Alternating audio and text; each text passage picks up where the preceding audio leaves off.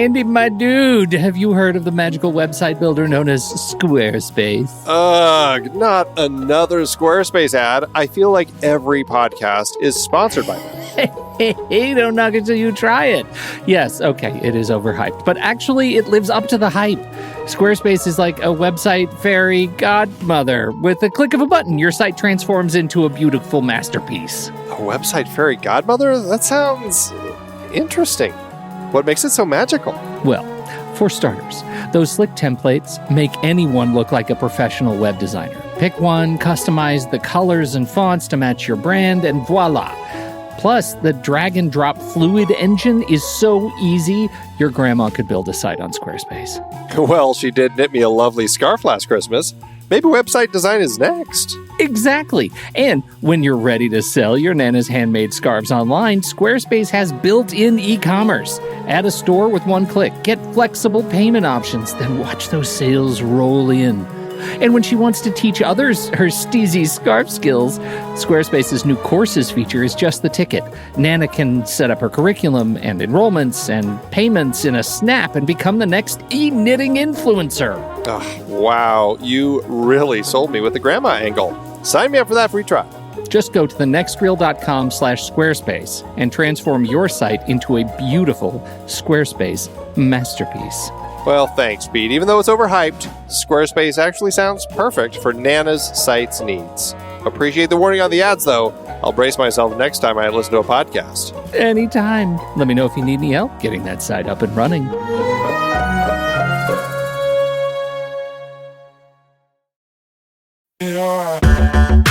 Andy, can you believe we've almost hit 700 episodes of The Next Reel? I know, it's crazy. And with all the other episodes in our family of podcasts, we are well over 1,200 episodes of movie conversation. It's really pretty amazing that we've gotten to have these in-depth movie chats every week for over a decade now. And we couldn't have done it without our loyal community of film fans. Their support over the years has meant so much. For sure. That reminds me, we should give the merch store a shout out. Buying shirts from thenextreel.com/merch is a great way listeners can continue to support the show. Plus, they get to sport our great designs. Absolutely. I think sometimes folks forget we have a variety of shirts, mugs, phone cases, and more available. In fact, a great place to start is with a shirt sporting the Next Reel's logo. We also have that classic Fast Times Spicoli Surf School tee, or the weirdly popular Rusty's European Tour shirt. The one from National Lampoon's European Vacation. Why is that so popular? Search me, but we have sold a ridiculous number of those. I guess there are a lot of Rustys taking trips to Europe? We're always adding new designs based on movies we've covered, like our brand new design for a streetcar named Desire, featuring a streetcar named Desire. So if you want to rep your love of TNR and films, head to thenextreel.com/merch. Every purchase helps us continue to have these weekly in-depth conversations. So visit thenextreel.com/merch today. And as always, thanks for listening and being a part of the Next Reel community. We've got lots more great movie chats coming your way. I'm Pete Wright. And I'm Andy Nelson. Welcome to The Next Reel. When the movie ends, our conversation begins. In just a matter of seconds, you're going to hear a classic episode of this show from back in the day when we called ourselves Movies We Like. It took us a while to settle into the show's format, so you'll notice some differences as you listen to these episodes. For instance, it takes us a bit of time to actually get into the conversation about the movie. Things like that. But we're still proud of the conversations about the movies themselves, and we think they're worth keeping in the library. So enjoy these episodes from our back catalog. And you can become part of our Discord community, learn more about the show, and find out how you can become a supporting member at thenextreel.com. So thank you, everybody, for downloading and listening to The Next Reel. We appreciate your time and attention, and we hope you enjoy the show.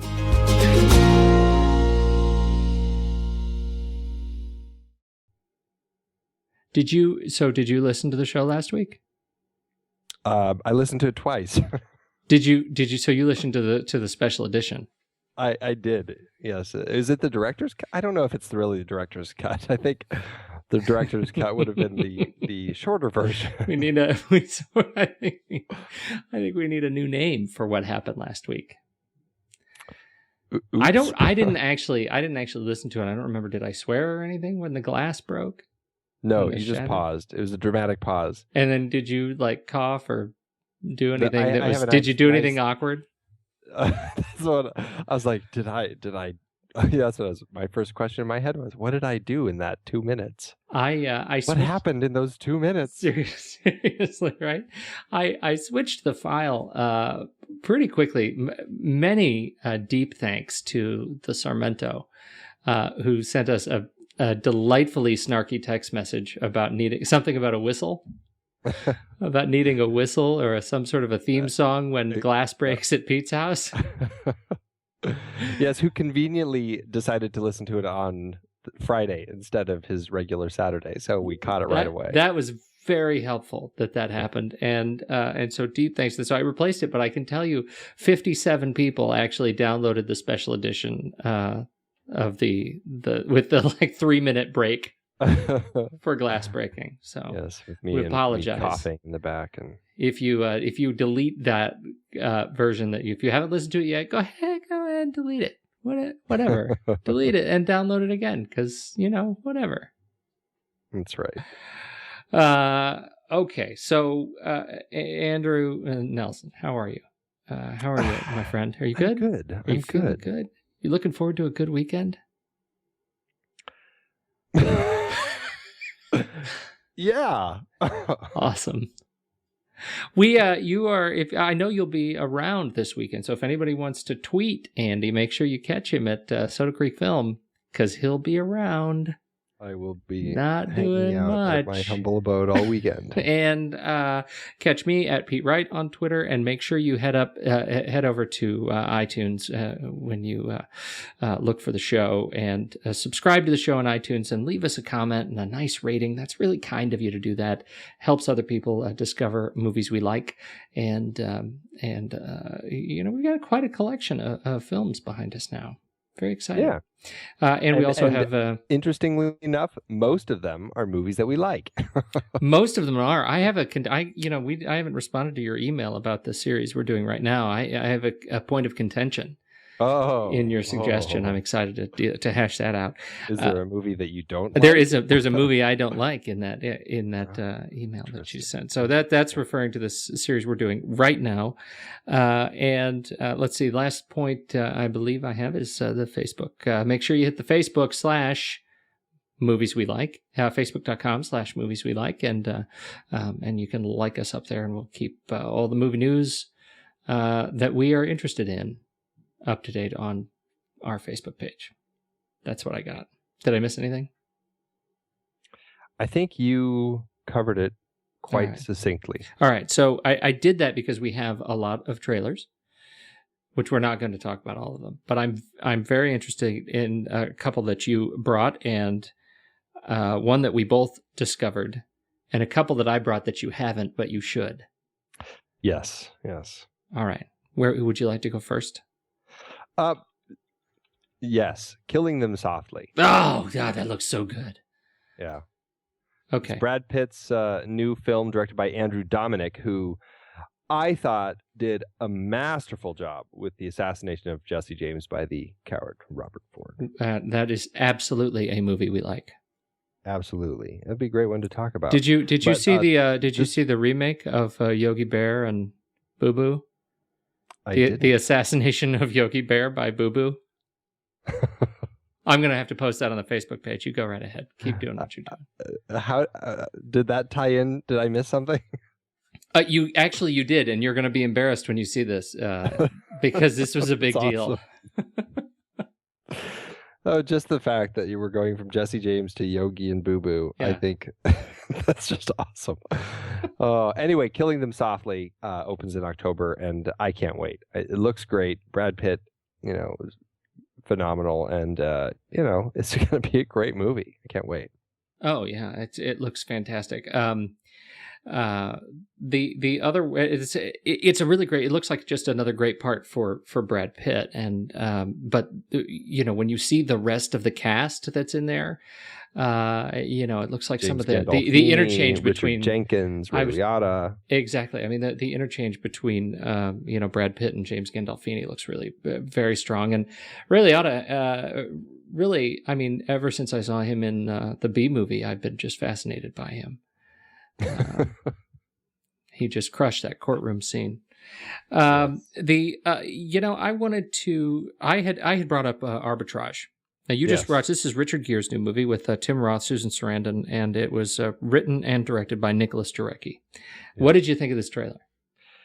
It looks really fascinating. It is an intriguing movie, and Richard Gere is one of those guys who, he's taken a lot of beatings over the years, but I think he's a great actor, and I think he's proved it time and time again. He really knows how to put it up there on the screen, and I enjoy watching him in a good number of his films. There are quite a few stinkers as well, but I do enjoy it, and I think this is a great sort of role for him that he does so well. I think so too. At first, I thought it was Wall Street 3, but they move on quickly to the looks like a really cool little I don't know what do you call this? It's a thriller. Suspensey kind of thriller. It's there's a new thriller, genre, but it's a new genre. It's the Chappaquiddick.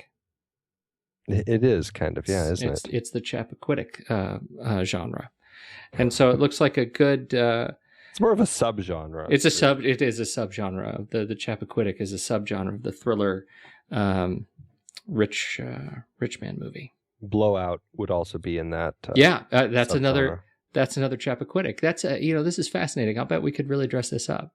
Yeah, I bet we could. We could have a whole new list to post to the site one day. I can't wait till we do this movie because we're absolutely gonna do this as a series. The Chappaquiddick. It's gonna be the invisible series it'll just have happened. It's what we call emergent behavior, or it's an emergent list. The other thing you brought the Silver Linings Playbook. Wow, David O. Russell's new movie looks so good. God, it really does. He's a filmmaker who's I appreciate that he's always doing something challenging. I haven't liked all of his films, but I mean, Three Kings I thought was astounding. I really, really love that film. Wasn't so in love with I Heart Huckabees, although I did appreciate that he was being, really thinking about making a movie and trying to do something different. And then, embarrassed to say it, I haven't seen The Fighter. Oh yeah, no, you should see that. That was a redemption film for me. Yeah. After Huckabees. Yeah, that's what I hear. So I definitely want to check that out. But boy, Silver Linings Playbook looks just so great. It is. It stars. Let's see, who does it star? It stars Bradley Cooper and Hunger Games. Yep, Jennifer Lawrence. That's right. And apparently Julia Stiles, though I don't actually see her in the trailer. And Robert De Niro. And Robert Jackie De Niro. Weaver, who, boy, if you haven't seen, now I'm blanking on the name, Animal Kingdom. Her performance in that was just, there's a reason she was nominated for an Oscar for that. It's an amazing, amazing performance. But it's great to see her in this. And I was kind of surprised to see Chris Tucker pop up. Chris Tucker, and it looks like it looks like he's making a move to not be annoying. I sure hope so. There's a lot of annoying in Chris Tucker that I like and find funny, but this looks like one that's going to be a nice reprieve. It's the story apparently is about Bradley Cooper's character gets out of some sort of a mental health treatment, he's institutionalized care, and ends up falling in love with Jennifer Lawrence's character, who's in a very similar place, I guess, and recovering after the loss of a loved one, and it ends up looking just sort of witty and funny and sensitive and just charming in how they deal with sort of social behavior. Looks very cute. And there's ballroom dancing. and ballroom dancing. That's right. Okay, and then you just discovered The Impossible, an account of a family caught with tens of thousands of strangers in the mayhem of one of the worst natural catastrophes of our time. New film from Juan Antonio Bayona and Sergio Sanchez. Big tearjerker coming out right at Christmas time, which is awkwardly enough, almost because this, that we're talking about the tidal waves that were hitting Thailand the day after Christmas, and it opens right before Christmas, 8 years after the fact, and it's going to be a tough one to watch. I think it is. It's one of those disaster movies in the subgenre of family disaster movie, and it is. It looks pretty heart-wrenching, and And from the trailer, it looks like old Naomi Watts has it worse than Ewan McGregor. I don't know if that's true. It depends on your perspective if being the searcher is better or worse than being the searchee. Right. But it's coming out at Christmas, so we're hoping that it's going to end on an up note for this family. I hope so.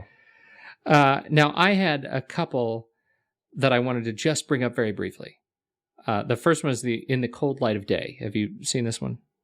I haven't. Okay, this is Bruce Willis, one of Bruce Willis's like dozen movies that he has coming out, where and Henry, let's see, was it Henry Cavill? Mm-hmm. He is the new Superman, right? The Man of Steel, and it looks kind of like a Taken or. It looks like Nicolas Cage's Stolen that is another one you could watch that came out this week, or Taken 2, or perhaps Wanted. It looks like maybe it's it's a step up from some of those. But what I think is really interesting strategically for Cavill, man, this couldn't come at a better time because he looks good in the movie, and if he pulls it off, it may be what we need. I know I need to see this guy as Superman because watching him on that fishing boat, I don't have it. Yeah. And I need to see him.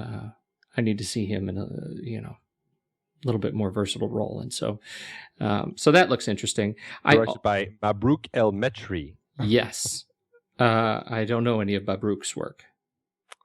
I don't either. Yeah. So we'll see if that's timely or not. The other one that I don't know. I guess where do you file this one? I think there is a genre of explosive action and a subgenre of geriatric, because this is Sylvester Stallone's Bullet to the Head, and I'm going to go ahead and do a dramatic reading.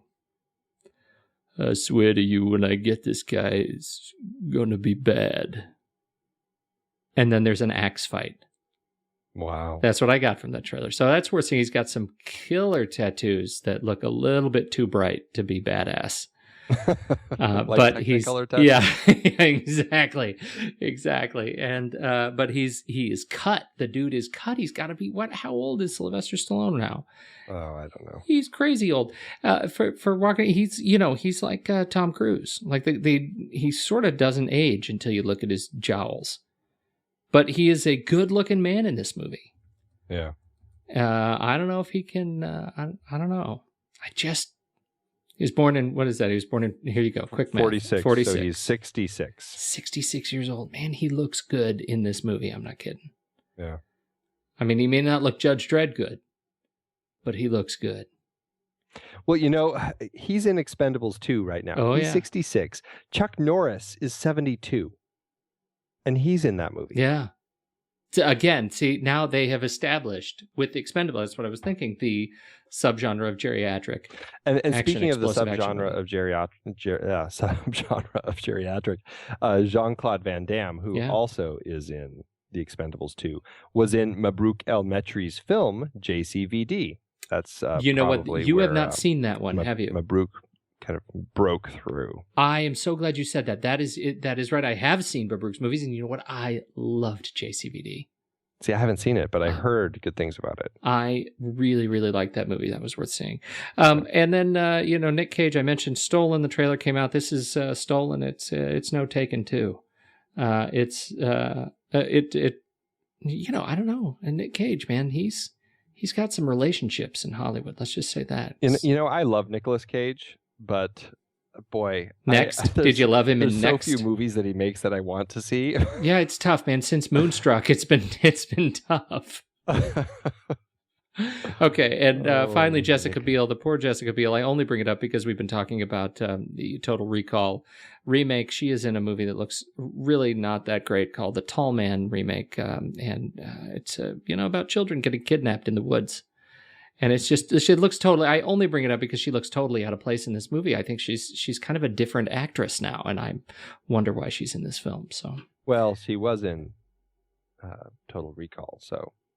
That's what I mean, and it seems she's finding ways to move down. Apparently, that's what is going on. No, I don't know. It's hard to figure out which film she's doing is actually a stepping stone anymore. Does that make sense? Yeah. All right, let's talk about our movie tonight because it's far better than any of these. Well, are we gonna mention Tony Scott at all? Oh, I'm sorry. I should have. You do. Please apologize. Do it. Well, it's a tragedy what happened to Tony Scott.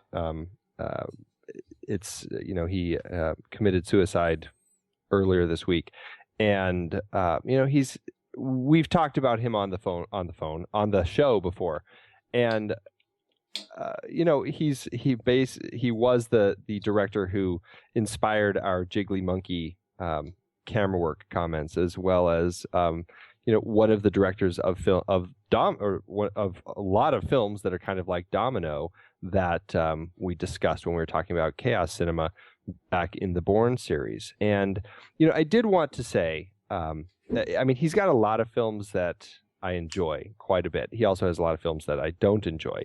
But to be fair to him, especially in regard to the chaos cinema and Domino, which I still haven't seen, but reading about it, I did feel that it's important to note in regards to what Matthias Stork talked about with the chaos cinema, that this whole idea is sloppy filmmaking, and it's very hard to understand what people are shooting, and it just seems like a lazy way to make movies. That's kind of a broad description of what I think his point was. And he threw Tony Scott, and particularly Domino, in that mix. But reading about Domino, I saw that what Tony Scott was doing in that film is he was actually using a lot of experimental film techniques where he would actually shoot stuff and then he would reverse the film and he would shoot again. So you're getting overlapping images on the film when it was processed. And I don't know any filmmaker in Hollywood who actually is doing this. It's a very experimental, avant-garde style of filmmaking. And to find out that he was doing that, even if the film was very chaotic and hard to understand, the fact that he's doing that in Hollywood, I think, does, give him a little step above some of the other filmmakers out there. So I just wanted to throw that out there. I think it's it's just tragic what happened and how it happened. And, I think there's obviously a degree of sensitivity about talking about the actual sort of act, but this guy made movies that define a really important part of my sort of cinema going career, right? Top Gun, Beverly Hills Cop 2, Revenge, Days of Thunder, The Last Boy Scout, True Romance was a gem, Crimson Tide, The Fan, I wasn't crazy about The Fan, but then Enemy of the State, and I think, let's see, Beat the Devil, Game. Man on Fire. I left Spy Game because I think as I'm looking at it, I pull that out as my absolute, I think, favorite of his movies. That's one of the movies, like there's that category of movie that you just can put on, that you've seen so many times. It becomes music, in the background. And Spy Game is one of those movies. I think it was just terrific on all fronts. And so this guy was behind some movies that really contributed to the industry in a really lasting and powerful way, and gave us the Jiggly Monkey. And so he will certainly be remembered. Yeah. For those of you who haven't yet visited our Facebook page, go there. We have a poll, and you can vote for your favorite Tony Scott film. Oh, really? You did that so fast? Yeah. Did you just do that? You haven't voted yet. Did you just do that? No, I did it a few days ago. Are you serious? I am serious. Well, that's... all right. All right, I'm going to do it. I'm going to do that. I can't believe that snuck by me. I'm clearly dealing with I must be dealing with some really horrible things that I missed that. You're busy. I understand. Because you got, there it is. Okay, well. And they're not all on there. But you can add, if one of your Top favorites, Gun, there are only, favorite is not 11 more are on there. Oh, yeah, okay. So no one has voted, what? Well, I know. Sorry. You voted for Enemy of the State? I know, and I deliberate if that was the right choice. I go back and forth if it's that or Crimson Tide, I think are my two favorites. Or True Romance. True Romance, torn. I think it's that's the spiritual best, but well, Spy Game was very enjoyable. Spy Game was a terrific movie. I can't believe no one's excited about Premium Rush this week. I'm actually excited about that movie. We didn't talk about it, but I like him. Just Gordon Levitt. Let's talk about tonight's movie. You're a dweeb. Oh man! You know what? I was just. Isn't that a remake of that Kevin Bacon movie from the 80s? Everything's sort of a remake. Do you remember that a Kevin Bacon movie? Yeah, movie. I do remember that movie. What was that called? Something Lightning or? Oh goodness. Well, it takes too long to search through Kevin Bacon movies. The Lightning something streak. I don't know. Silver Streak. Yep. Oh, there we go. It's just like a rehash of Silver Streak. So I've seen Silver Streak. I don't need to see Premium Rush. You're kind of ornery. Tonight we are continuing our Zanuck series. Very excited about this movie. George Roy Hill's The Sting.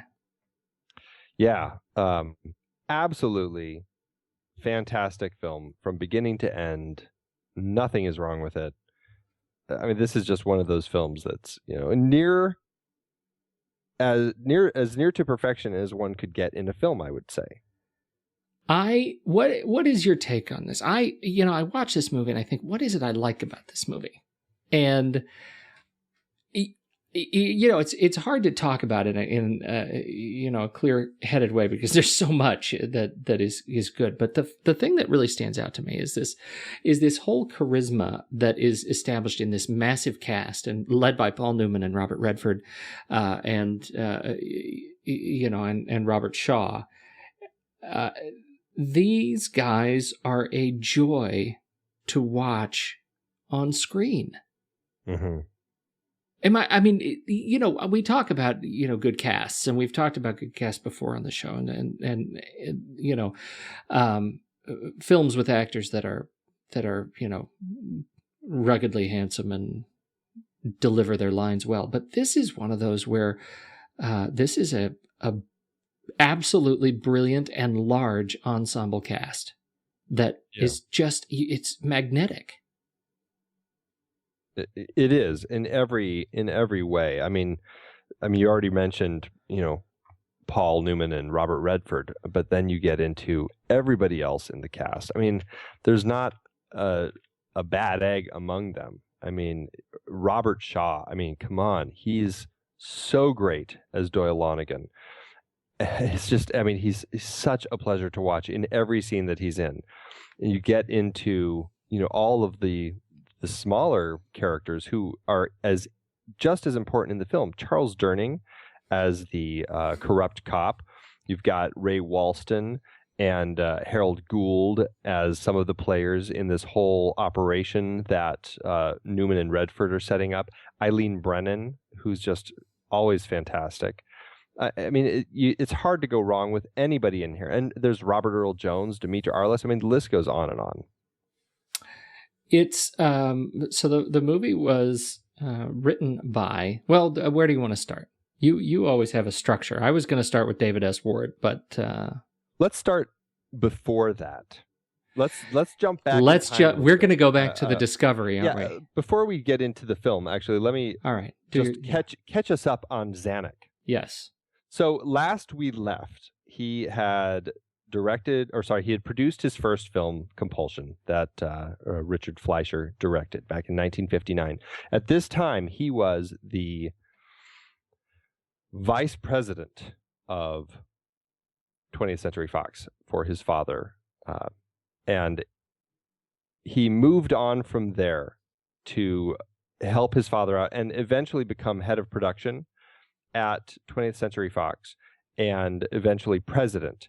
And I believe he became president of 20th Century Fox in, I believe it was 1965, right about when Sound of Music won Best Picture. And from that point on, it was just a string of hit after hit after hit. However, as time continued going on, he ended up having a couple films that he greenlit that ended up not being hits. Namely, Dr. Dolittle and Hello Dolly were two very big productions that he was behind that just did not go over very well. Now, 20th Century Fox, you may remember, is the studio that almost went belly up 10 years prior when Cleopatra came out. Well, because of all this, and because, they were afraid that it was going to go the same way again, his father, who was still head of 20th Century Fox, had to fire his son per the board. And so he was fired in 1970 by his father. He went on to join Warner Brothers, but he wasn't very happy there. He was only there for like a year or two. And he was very confused about if he wanted to continue in film. He just didn't even know. Well, he ran into David Brown, who was working at 20th Century Fox when he was, and he happened to be the vice president in charge of story operations over at Fox. The two of them now were both out of Fox, and they decided to become independent producers. They formed the Zanuck Brown Company, and this was 1972. They were looking for their first film to make, and they were trying to find just the right picture to do that with. What they ended up finding was The Sting. That was the film that the script kind of came their way with some other younger producers who hadn't done as much. And Zanuck and Brown were, champing at the bit to find a great script that they could do something with. These young producers had already talked to Robert Redford, who was interested in the film, but not, and at the time, I believe they had David S. Ward attached to direct it. Redford was a little nervous with David S. Ward on board as the director of the film because it was his first film, and he felt it was kind of complex with, a lot of the complexities of this sting and the whole operation. And also they felt like they needed a little more money. So lo and behold, they partner up with Zanuck and Brown, who executive produced the movie, and that's how it got made. I did you catch the Rob Cohen story? I did. That is another very interesting thing that does tie into this whole thing. Why don't you tell us that? Well, I'm trying to figure out the best way to tell it. So the idea or the story is Rob Cohen was in the late 60s was reading, or in the early 70s was reading scripts for Mike Medavoy, who went on to be producer and studio head. Where was he the studio head? Mike Medavoy. Well, anyway, it's neither here nor there at this point. So Mike, this is according to Rob Cohen, Mike put me in this cubbyhole. They hadn't had a reader in about a month, and the backup was enormous in this agency because I was reading scripts for all the agents. So I was in this little cubbyhole piled floor to ceiling with unread scripts, and I began to develop a little code unto myself, like I will never read 2 scripts in a row with yellow covers, or on Wednesday I only read scripts with blue covers. So there are all these piles, and Wednesday came and I pulled this script out of the bottom of the heap. I had to read 5 scripts a day and write the coverage on them, basically reading 600 pages of material and writing 10 pages of material a day, which is a lot. So I started to read the script like you begin to read all scripts, like dubious, because after you've been disappointed so many times reading, when am I going to read a really good script? And so I kept turning the pages on this one, and it got better. And it got better, and it got better, and I realized that finally, at the end, I had been conned, and the audience had been conned, just like any other long con or short con in the movie. I flipped out and I wrote this glowing 2-page synopsis and opinion that I still have framed in my office, in which I fully went on record as, this is the great American screenplay, and this will make an award-winning, major cast, major director film. And the agent, Medavoy, came into my cubbyhole after he read the coverage and he said, "How good is this script?" And I said, "It's as good as I just told you." And he said, "I'm going to go try to sell it this afternoon, and if I don't, you're fired. So tell me how good this script is." I said, "You can fire me if you don't sell it." And he went out, called a few people at Universal, and the script was bought that day. By the end of the week, it had Paul Newman and Robert Redford and George Roy Hill reprising their relationships from Butch Cassidy. I love that story so much. Yeah, it's amazing. I love that story, but I love that story, and that it ends sort of symbolically with Rob Cohen actually directing XXX and the Fast and the Furious. Somehow that's the cosmic bookend to the making of The Sting. It's yeah, in a way, I guess it brought us full circle, right? Yeah. Now, the yes. Mummy. Yeah, right. Fast and the Furious. The Stealth. Jessica Biel, right? That's right. See? Huh? All right. So back to David S. Ward. Tell me what you love about this script. This is a fascinating script, and it's written so well. And David S. Ward, he spent a lot of time researching these con men. He found a book, I believe, that kind of chronicled kind of the true life stories of con men, and he became fascinated with it, did a lot of research, and he wrote this script.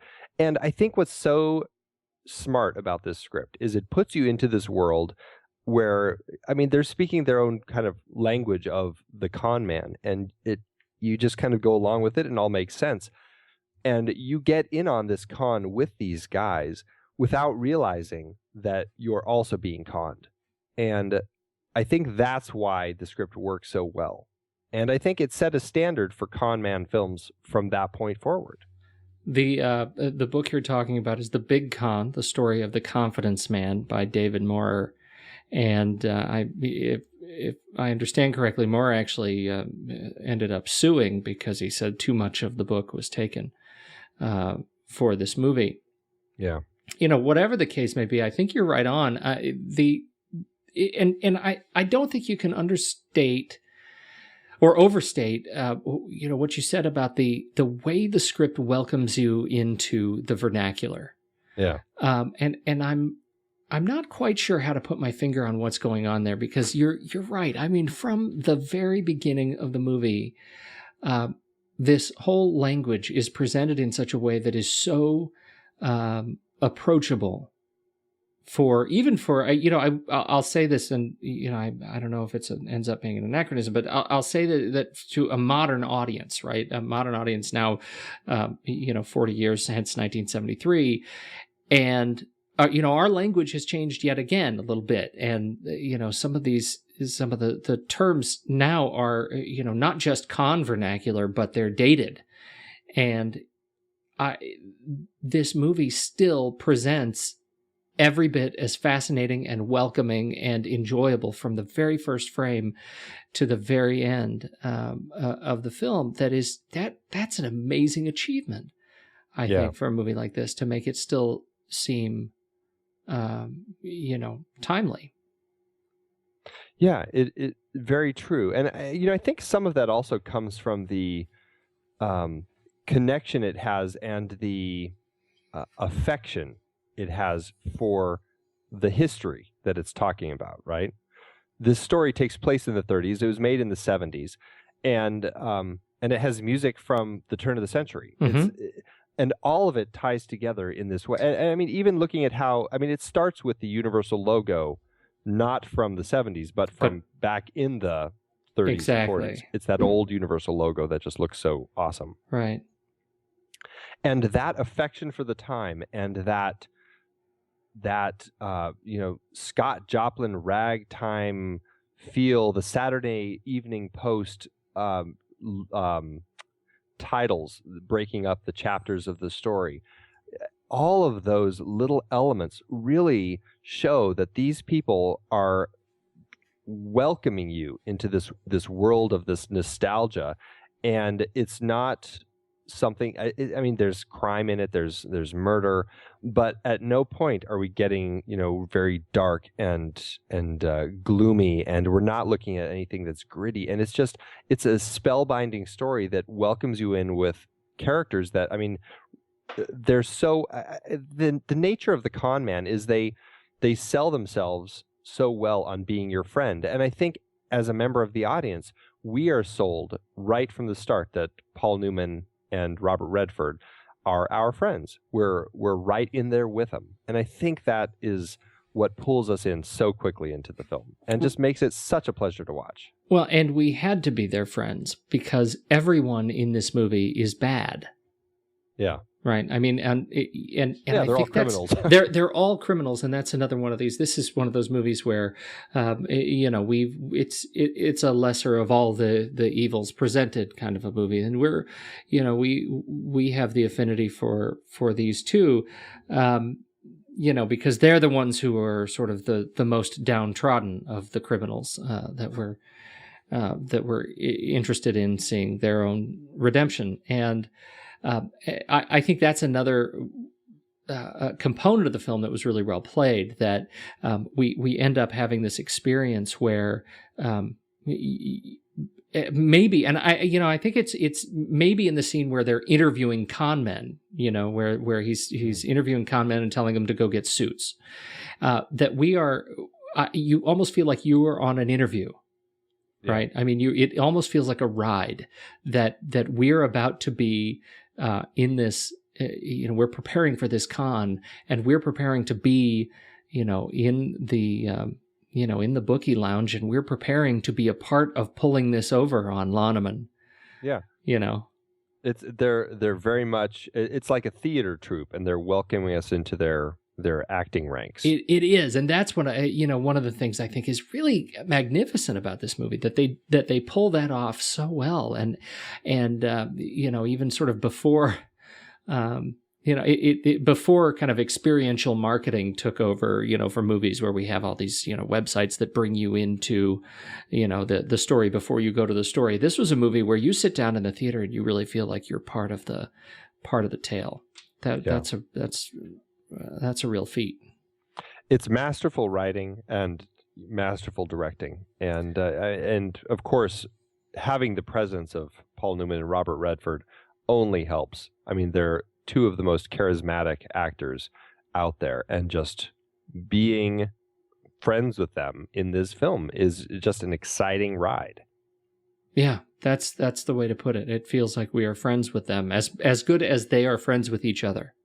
And that's, I think, what makes it such an amazing film, is by the end, we realize that they've also pulled the wool over our eyes. Right.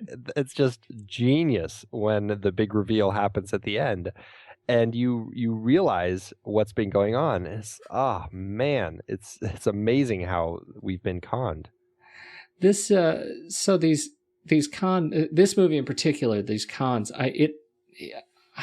I may be a little embarrassed to say this, but I think this is, here I am. I'm turning 40 this year, right? Oh, I think this is the first time I actually sat through it and feel like I understood everything.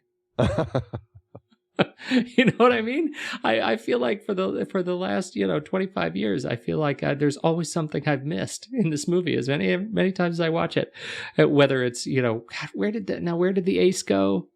Right. When he's doing his little his card tricks, there's always something that I miss in this movie. I think I got it. There's so some risk in making a movie that has so many kind of hoops that we have to jump through to do the reveal, to sort of earn the final reveal, I wonder. Sort of strategically, if they ever, I mean, I don't. Did you do any of the behind the scenes stuff with on this one? I mean, I watched they have a great little making of Mm-hmm. on the DVD, which is it's an enjoyable making of. It was it didn't give me any insight into how to. It wasn't a how-to video on how to pull a con or anything. Well, and that sort of gets to my point that, as insofar as many times as I've seen this movie, and that there are so many sort of layers in the movie, is that the risk is it just befuddles without the payoff. And and in this movie, I think he obviously is portrayed well enough not to make it enjoyable, whether or not you get it all. But it's risky. Well, it is. And I think, Robert Redford saw that when he first read the script. And I think it was smart on his part to realize, boy, this has to have a steady hand directing it who can really keep all these pieces in place and make sure that by the time you reach the end, we haven't created any plot holes or we haven't confused the audience, and that it all is laid out exactly as it should be. And it was very smart on his part to realize, I'm sure David S. Ward is a capable director, but it would be his first film, and he shouldn't be the one doing this. We need to get somebody who knows what they're doing. And when George Roy Hill came on, I think it was just the right choice. Yeah, absolutely. I mean, the last time we oohed and ahhed about David S. Ward was during Major League, and by that point, he, this was his second. The second film that he directed, Major League. But by that point, he already had the Milagro Bingfield War, Saving Grace, The Sting 2, and The Sting under his belt in terms of movies that he had written and been involved with. And I think you can absolutely see kind of his satirical craft evolve by the time he gets to Major League. But at this point, this was his the second film he'd written. Was The Sting. That's a beautiful work. It's amazing to have come up with a script like this. I mean, I've written scripts. I know how hard it is to write scripts. Coming up with a script that's this sharp and that keeps all of this complexity tied up nicely and all makes sense, I think is a feat. And it rightfully deserves the accolades that it got. Yeah. So we've got George Roy Hill. Yeah. Who previously directed, like we said, Newman and Redford in the wonderful Butch Cassidy and the Sundance Kid. Oh, that was a terrific film. Yeah, that's another one we should we should talk put about that one of these days. on the list. But he had been, he also did, Slaughterhouse-5. He did The Great Waldo Pepper. He did Slapshot. So you can see he's got a consistency of enjoying at working with Newman and Redford, right. Coming back to them time and time again. Well, and then one of my favorites, The World According to Garp, based on the John Irving book with Robin Williams and Glenn Close. Terrific film. Yeah, a very capable filmmaker. He made just some wonderful films.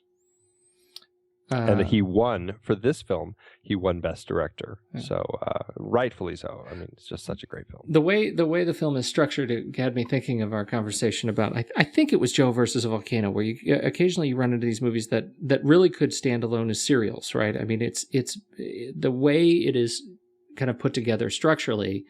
It's very episodic. And he actually calls great attention to each episode with the scene cards that break up the pacing of the film. I wonder, do you have what is your thoughts on how how those scene cards affect the overall pacing in the movie leading up to the big con? Yeah, that's a good question, and I haven't tracked how frequently those happen. I don't know if it's I mean, they feel conveniently about every 15 minutes or so, which makes me wonder if when David S. Ward wrote this script, if he wrote it using, in the world of screenwriting, there's a method called the sequence method, where you break the film up into small, like about little 10 to 15 minute chunks, kind of mini stories.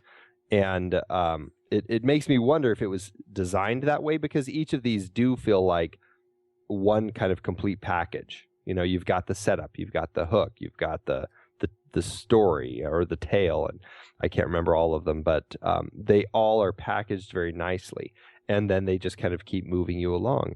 It's a nice, I guess what I like about it is it does give you a sense of you're following along in kind of that serial style, like you said, where, okay, now that part of it's done. Now we're going to move on to the next part. Almost like the steps that you take to set up a con, right? And in a way, I think that in the story, it also is kind of acting as a guidebook on how to understand this world of con men. So we see, okay, this is the setup. And so we understand, okay, this is what they do to start setting it up. Oh, this is the tale. They create this tale for the person that they're going to pull the con over on. And they wrap them up into this story. And then, the hook, what hooks them into it? How do they draw them in? And it's just like Christopher Nolan's movie, The Prestige, where you've got, they talk about the three elements of the magic trick and how you work those different elements. And by doing that, it's making us, the audience, feel like, ooh, they're pulling back the curtain and they're revealing the secrets on how to do this. And it's very much that same style. I don't feel it slows the movie down at all. And I feel it gives it some nice little chapter breaks, like, okay, now I understand what that is all about. Now I understand, what the hook is and how they hook this guy in. And for me, it pulls me in all the more because I feel like I'm really starting to understand, okay, now I can do this. Now I understand how you set all this up. So I think it's very smart, and it goes back to David S. Ward and his structure for the script. Last week we talked about patience. Right. And I think you hit it, that what the scene cards do in many respects is it actually introduces kind of an artificial restraint that says, you know what, you're going to take 3 to 4 seconds and you're going to reflect on where you are in the movie right now, in the story right now, in the context of where you have been with this marker of where you are going. And just the act of slowing down actually helps us get into this world and sort of continually reinvest in the world. I think you described that really well. That's I think that it ends up being a really useful tool for the pacing. And I don't see many films these days using a tool like that. And even then, I didn't see that many films using that sort of tool. But for the right sort of film, it works really well. Boy, it really does. And it also makes it easy to, I think it's really useful to think of it in terms of a serial. Like you can really, I found myself kind of watching it, not all of it, obviously, but watching it with my kids who were, my kids are young and they were crazy into this film. I mean, they found themselves really mesmerized by it. Oh, that's awesome. Yeah. Then I made him go do laundry. Put him back to work. It's not a bad film for kids. I mean, there is, a death or a couple deaths in the film. George Roy Hill rarely, I'd have to look. I think he never showed a death on screen, or if somebody died on screen, then he did a freeze frame like the end of Butch Cassidy and the Sundance Kid. The people who die in this film, it's off screen, and so it makes it. I mean, I hate to make it sound, milk toast or something, because I don't mean that, but it's in a way it's family friendly, and it's something that you can watch more with a family. Yeah, it's complex. I can't imagine anyone under 10 fully understanding the complexities of the operation going on here. And yet, like any good sleight of hand, it's just magical watching the machine work. Exactly. That's the magic, and I think that was a great word choice you used there, because it is like a magician doing a trick. Yeah, that's what it felt like. Yeah. Let's see. Who else of import do you feel we would be remiss if we didn't bring up? Marvin Hamlisch, I think, gets Yeah, somebody else who just passed away recently. Yeah. Yeah. The music by Marvin Hamlisch is, obviously much of the music is, Rag and Scott Joplin, and if not directly Joplin himself, it's at least reinterpreted by Marvin Hamlisch. But the music is, it's not just the music; it's how the music is used in the film, and more often than not, when the music is playing. The actors we can't hear any ambient sound, right? Yeah, right. It's not just underscore. It's actually it's in a weird way. It's almost like a silent film. It is. I was just going to say that, and you almost feel like it should be sped up a little bit. Exactly.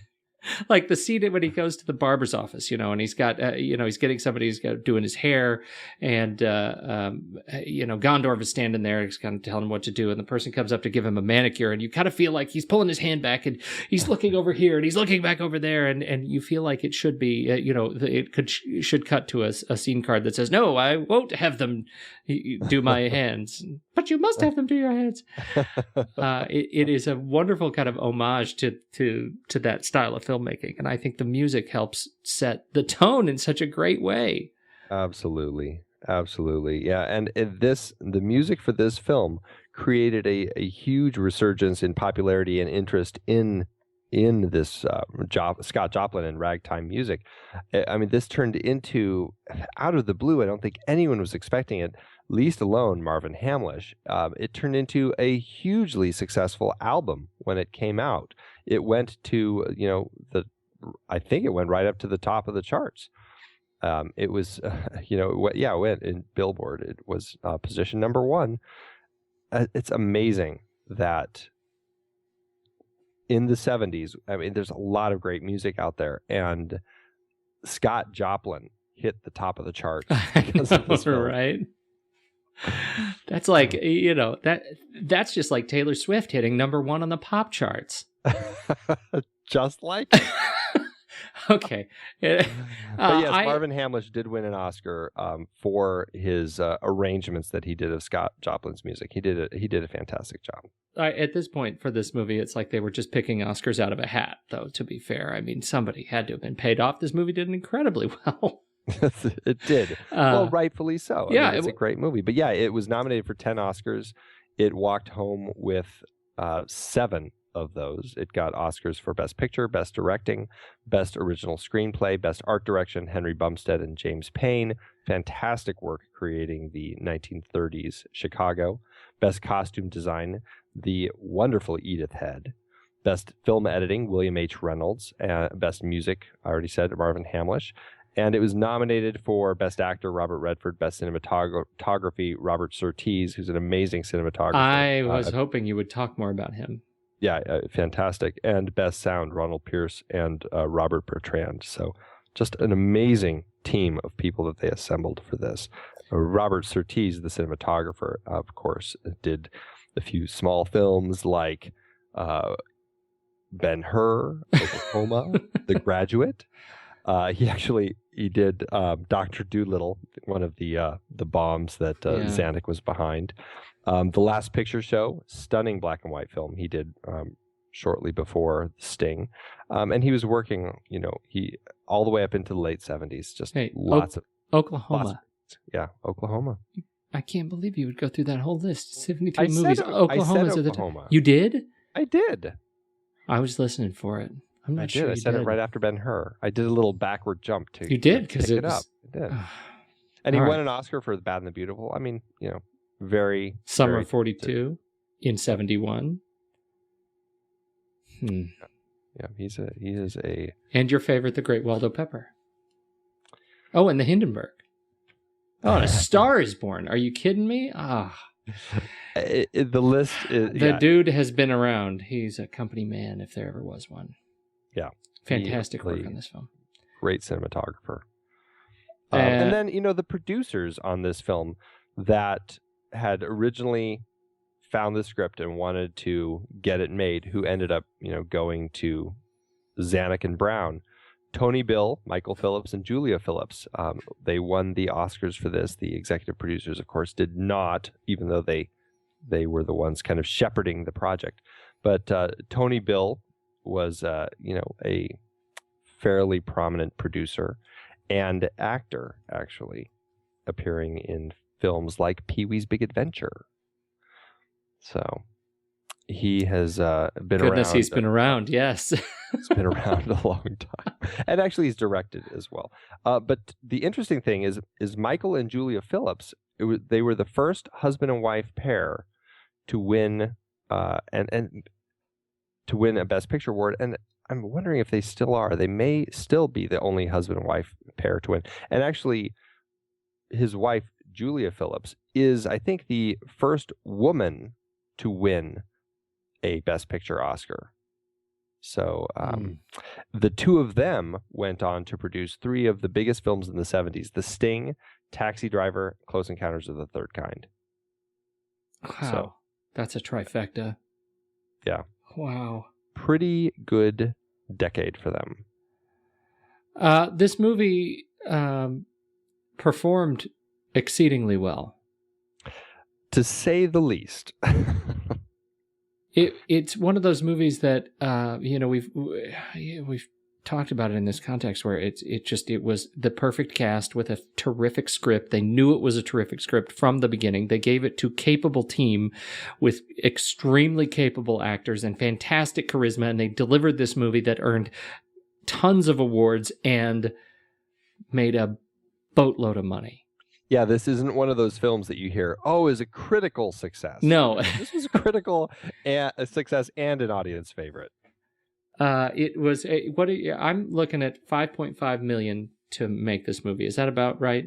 I'm looking at $5.5 million to make it with a P&A budget of $4 million. So almost $10 million. Right. And it made nearly 160. Yep, that's what I see. In the box office. That's amazing. It is. It's that's a heck of a lot of dough. Man, what an unbelievable take. It almost feels like a con. Somebody's laughing out there. You can see these guys counting cash. There's Zanuck in the back room with his cronies with these old mafia cash counting machines. I can see it. They've all got cigars hanging out of their mouths. Yeah, it's a smoke-filled room in the That's basement right. of 20th century, or a Universal. Universal, exactly. Fantastic film. What else is on your list of things to talk about related to this film? Are you? You always have such great things to end. What's that? You always have such great things. I'm usually finished because I'm the dummy on this thing. And then I say, so what? I'm kind of done, and you say, well, wait, let me say this amazingly important thing that I've been holding out on. So go ahead. I don't have anything that amazing this time, but I did want to say this quote from Zanuck, where he said, "A producer, if he's doing his job, is the creative force. He doesn't tell the director how to direct, but he hires the director. He hires the writer, and he has picked the story. He's kind of the grand master of it all." I found that quote that he said, and I just thought, that really defines it well. And I think after he left Fox and he found himself starting up as an independent producer with David Brown, he really took a lot from his experience at Fox and knew how to shepherd people and find the right creative force. This is a perfect example of helping all the right creative people come together to make a film that is going to go down in the record books, I think, as one of the all-time greats. Yeah. So. I'm looking back at the at where we are, in the context of Zanuck and his, and sort of the movies, the stories that he finds, mm-hmm. and how this one relates in some way to compulsion. Yeah. Right, where in both of these stories we have this, the way we address power in the context of the world in which we exist, right? In the case of Compulsion, it was a story of these, of the truly white collar kind of rich world against against the legal system. Intellect against sort of the brawn of the legal system. And in this one, in The Sting, we are in the world of criminals, and it's the bad versus the worst, but it's, we have a dominant power structure, and we have these upstarts who are trying to challenge based on their own ingenuity and their own criminal intellect. They're challenging the dominant power structure. And I think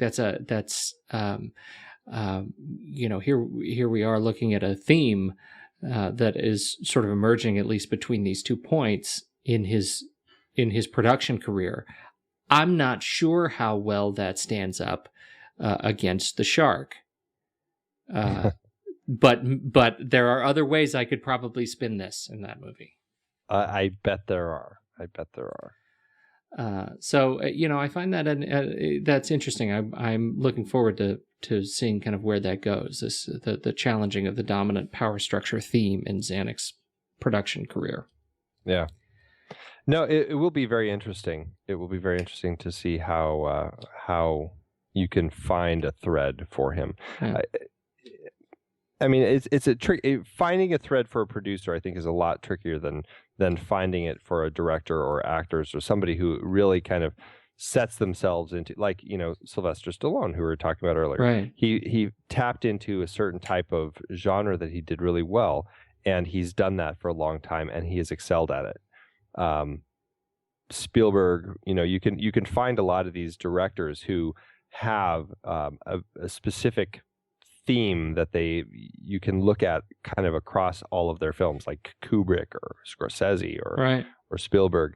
A producer, it's a little trickier because with them, they're really just trying to find something that they think is going to be great. Right. Now there can be a theme there, and I'm not saying there isn't. It could just be a great story, and they're a storyteller, and they want to tell great stories, and they want to help get great stories made. Yeah, exactly.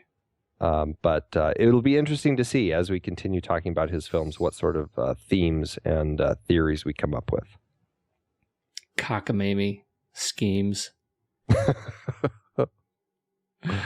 Excellent, sir. So next week we're taking on Jaws.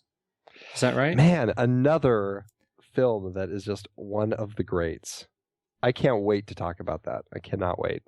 I can't wait to watch it again. I know, and tomorrow, I'm not sure if it's all weekend or if it's just tomorrow, but at least in our local theaters, there are 2 showings of Jaws in the big screen.